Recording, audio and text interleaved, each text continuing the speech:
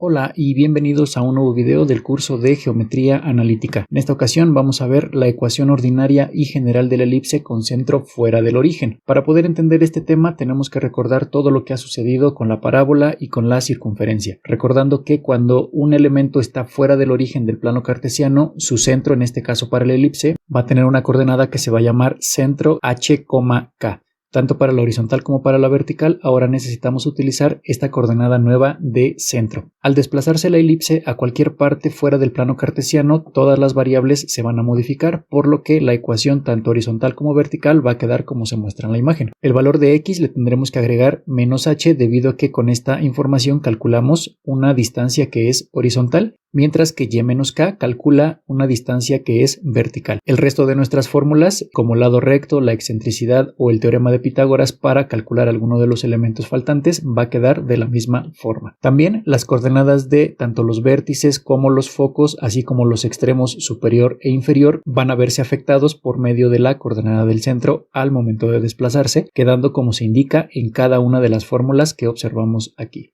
Una vez dicho todo esto, vamos a resolver el siguiente ejercicio que nos dice determinar los elementos de la elipse con centro fuera del origen y su gráfica si los vértices están en la coordenada 2,2 y vértice primo en 2,-6 y su lado recto es de 6 unidades. Muy bien, como te puedes dar cuenta, tenemos también muy poca información, así que lo primero que tenemos que determinar es si se trata de una elipse horizontal o vertical, ya sea graficar en un plano cartesiano las coordenadas que nos están entregando o, como le hemos hecho en videos anteriores, simplemente analizando la información que obtenemos. Como te puedes dar cuenta, el primer elemento del vértice y el primer elemento del segundo vértice son idénticos, por lo que no nos van a dar información, así que tomaremos el segundo elemento. Mientras que el valor de y corresponde a 2 y el valor de y en el otro vértice es de -6, aquí podemos extraer un poco de información. Lo único que haremos será calcular la distancia entre esos dos puntos. Recordando que la distancia del eje mayor es aquella que va desde vértice a vértice, entonces lo único que tendremos que hacer será la resta del valor de 2 menos el otro valor del vértice que sería -6. También no importa si lo pusiéramos al revés, nos va a quedar negativo, pero como estamos determinando una distancia, utilizaríamos el valor absoluto para encontrar la respuesta.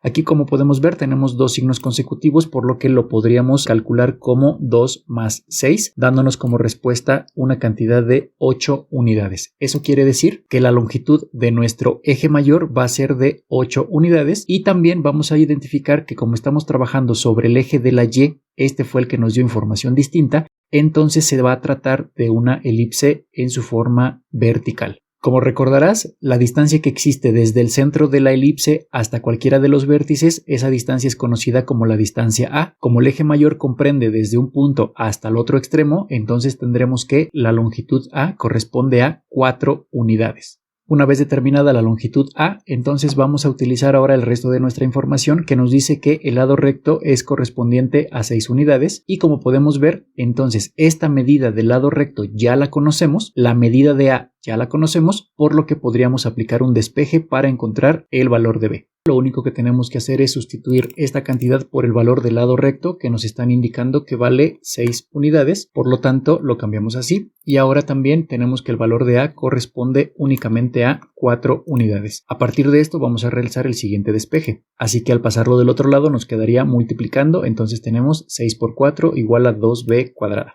Simplificando nos queda 24 igual a 2b cuadrada y como podemos ver aquí el 2 está multiplicando a la variable b, por lo que la pasaríamos del otro lado dividiendo, obteniendo la expresión 24 sobre 2 igual a b cuadrada. Obteniendo entonces 12 igual a b cuadrada, ahora simplemente aplicamos raíz cuadrada en ambos términos para poder cancelar este cuadrado y obtener el resultado de nuestra variable b. Como podemos notar, tanto la raíz cuadrada con el cuadrado se nos van a cancelar y simplemente nos va a quedar b igual a la raíz de 12. Por lo que la expresión más simplificada de nuestra variable b sería 2 que multiplica a la raíz de 3 o simplemente en decimales a modo de interpretación equivale a 3.46 unidades. Recordando entonces que del centro al extremo superior o del centro al extremo inferior vamos a obtener esta medida. Ahora, para poder determinar la variable que nos hace falta, podemos emplear nuestra fórmula de aquí y hacer un respectivo despeje. De esta forma simplemente vamos a cambiar el valor de a, que sería 4 unidades, mientras que el valor de b que determinamos era 2, que multiplica a la raíz de 3. Ahora simplemente desarrollaremos estas cantidades, obteniendo que el cuadrado de 4 es igual a 16, mientras que para este paréntesis que tiene una potencia cuadrada vamos a separarlo y elevaremos al cuadrado el primer elemento y después el segundo. Como podemos ver aquí, nuestra raíz se va a cancelar con nuestro cuadrado y solo nos va a sobrar el 3, por lo que la siguiente simplificación sería 16 igual a 2 al cuadrado son 4 y aquí nos queda simplemente por 3 más c cuadrada.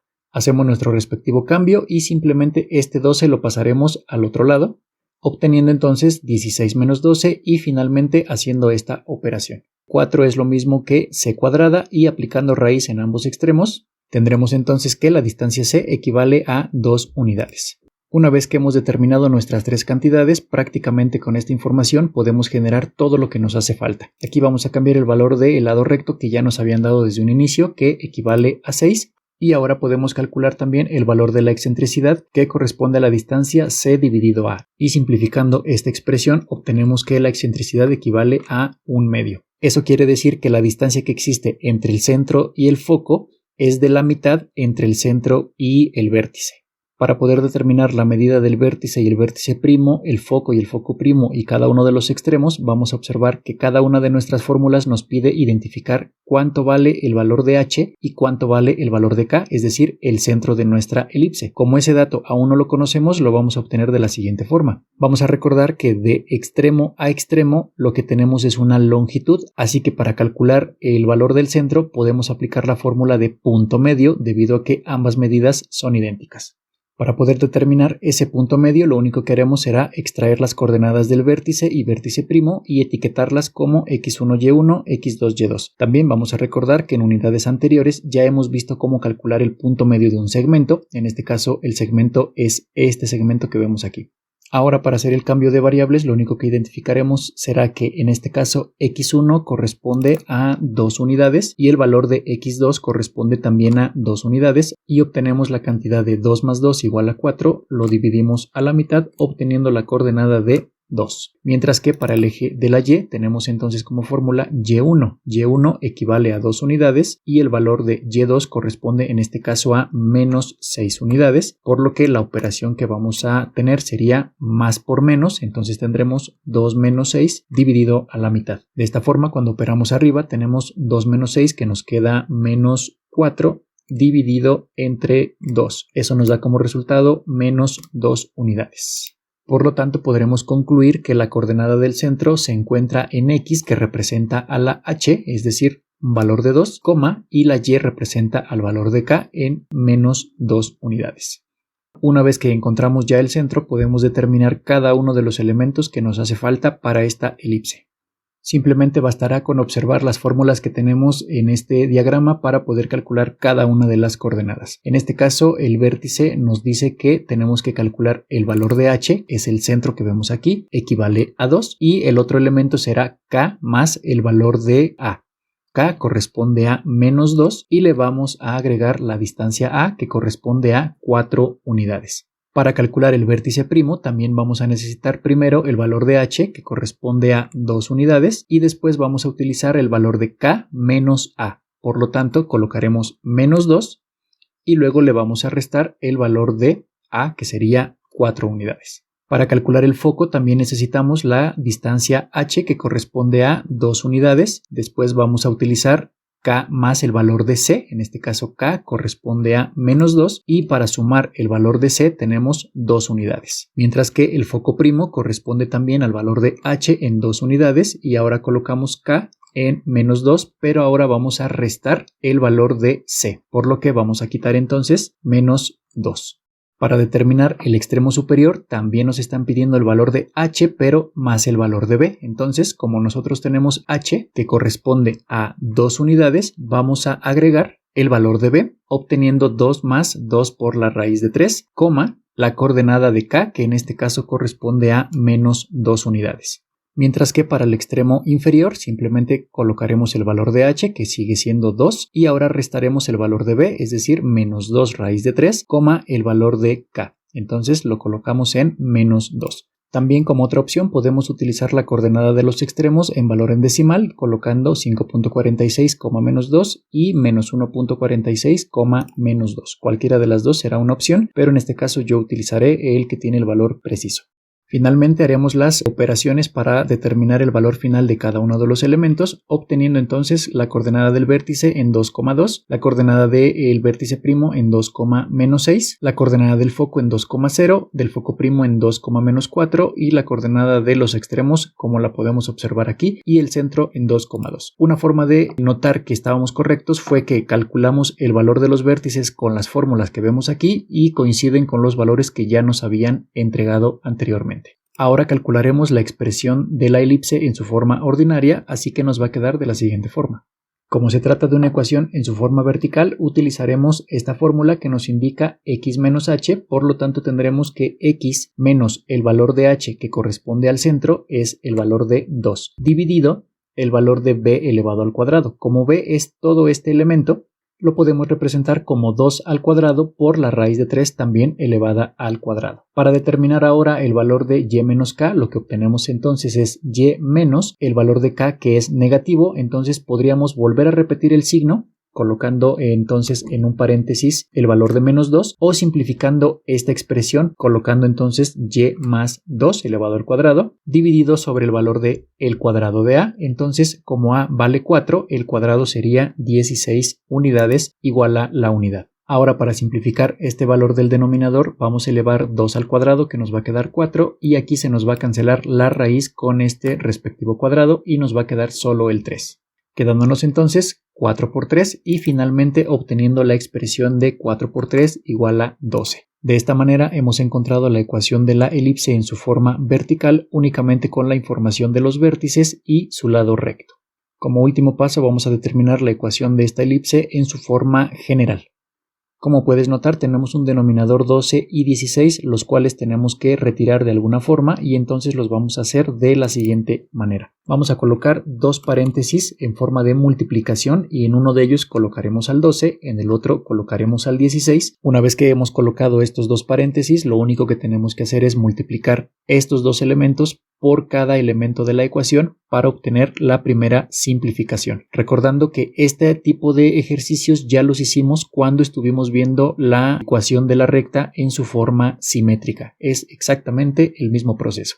Una vez que hemos hecho la multiplicación de 12 por 16 en cada uno de los elementos, nos va a quedar de esta forma, recordando que solo tenemos que indicar la operación. De esta manera podemos ver que se nos cancela 12 con 12, que se nos cancela 16 con 16 y simplemente tendremos que pasar el sobrante. Una vez hecha esta cancelación de términos, lo que nos va a sobrar es 16 que multiplica a x menos 2 al cuadrado más 12 que multiplica a y más 2 al cuadrado y la unión de estas multiplicaciones equivale a 192. Ahora lo único que tendremos que hacer será generar el binomio al cuadrado de esta expresión y el binomio al cuadrado de esta otra expresión. Para hacer el desarrollo de este binomio al cuadrado, recuerda que puedes utilizar la fórmula de a más b elevado al cuadrado o utilizar el atajo que hemos estado empleando en muchas ocasiones. En este caso vamos a aplicar el atajo, así que vamos a recordar que es el primer elemento elevado al cuadrado, por lo tanto es x cuadrada. Tenemos signo de menos, así que agregamos menos y multiplicamos 2 por x, entonces nos va a quedar 4x. Finalmente, agregamos el segundo elemento al cuadrado, recordando que este siempre va a quedar como positivo, así que nos queda como más 4. En el segundo binomio también tenemos el primer elemento elevado al cuadrado, por lo que será y cuadrada. Ahora tenemos un signo de más, colocaremos más 2 por y, entonces nos queda 4y. Y finalmente agregamos el cuadrado de 2, que corresponde a 4 unidades. Ahora, como puedes observar, tenemos una expresión más simplificada y ahora multiplicaremos este 16 por cada elemento de su paréntesis y este 12 por cada elemento de su paréntesis. Una vez hecha la multiplicación tendremos entonces que 16 por x cuadrada nos queda el primer elemento, 16 por menos 4x nos queda menos 64x y 16 por 4 nos queda más 64. Mientras que del otro lado 12 por y nos queda 12y cuadrada, 12 por 4y nos queda 48y y 12 por 4 nos va a quedar también 48. Ahora lo que haremos será poner cada uno de los elementos en orden algebraico e igualar a 0 la expresión y entonces habremos finalizado. Como puedes notar, simplemente acomodamos 16x cuadrado en primer lugar, luego 12y para que tengamos puras potencias primero. Ahora tenemos puras variables de x, puras variables de y finalmente puras constantes. El resultado final que nos entrega estas tres constantes es menos 80, por lo que ya hemos determinado entonces la ecuación general de esta elipse en su forma vertical. Muy bien, hemos acomodado previamente todas las coordenadas tanto de vértice como vértice primo, focos y extremos superiores e inferiores observando las siguientes características. Ahora lo único que tendremos que hacer será introducir la ecuación en su forma ordinaria y la ecuación en su forma general para verificar que la información corresponda perfectamente. Bien, como podemos ver aquí tenemos la expresión x menos 2 al cuadrado sobre 12 más y más 2 al cuadrado sobre 16 igual a 1. Esta es la ecuación ordinaria y como podemos ver encaja perfectamente sobre todos los puntos. Ahora tenemos la expresión en su forma general que correspondía a 16x cuadrada más 12y cuadrada menos 64x más 48y menos 80 igual a 0 y como podemos verificar cada una de ellas encaja de forma adecuada. Finalmente verificaremos que la información que nos dan del lado recto, que fue información del texto original, coincide perfectamente. Muy bien, como hemos podido analizar, este tipo de expresiones cuando se salen del origen del plano cartesiano generan un conflicto de que son muy laboriosas pero no son tan complicadas. Debemos tener muchísimo cuidado al momento de trabajar valor por valor, signo por signo, para que no generemos ningún solo error. Esperando que este video te haya servido, vamos a dejarlo hasta aquí por hoy y nos vemos la próxima ocasión.